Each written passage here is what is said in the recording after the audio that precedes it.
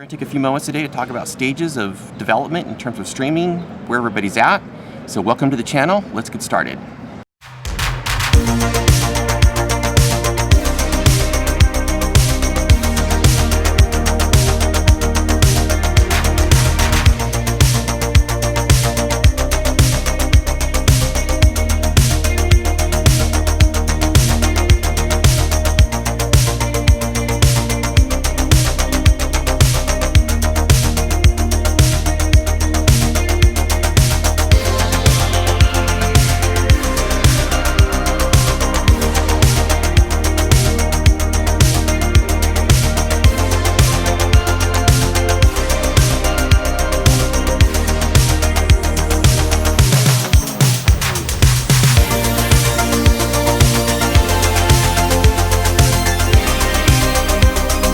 I want to take a few moments welcoming you and drinking my Hearst Coffee Roasters coffee.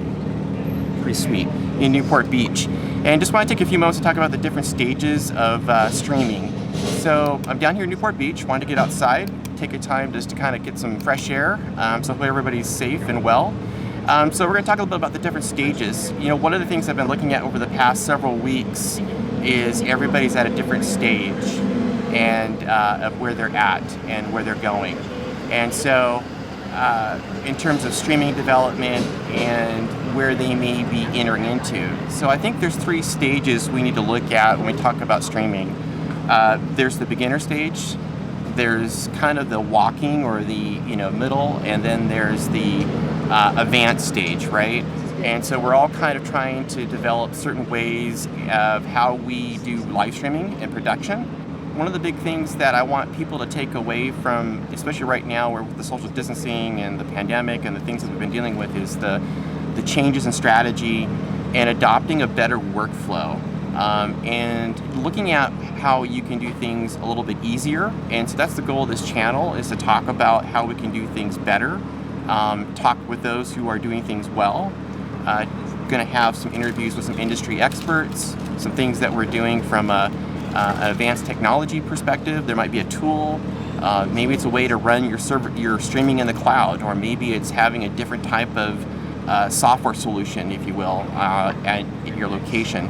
Whatever it may be, the goal is to kind of go through that beginning, walking, and then the advanced stage, right? And there's different stages, and I think one of the things that we're going to try to tackle on this channel, and that's the goal, is to look at what we can do and how we can work together and collaborate.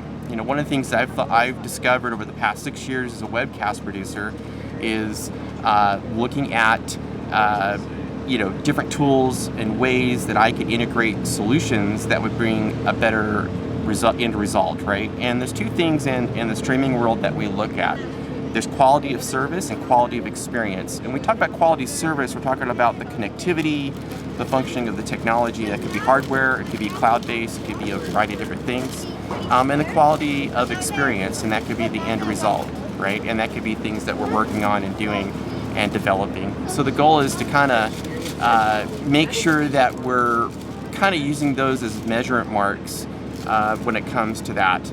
But also, at the same time, what I discovered when I was working on different variety of activities and productions at Harvest and different efforts that I was under, a large event, I had to really kind of identify what were some of the key pillars, if you will, of that solution for me to do what I needed to do.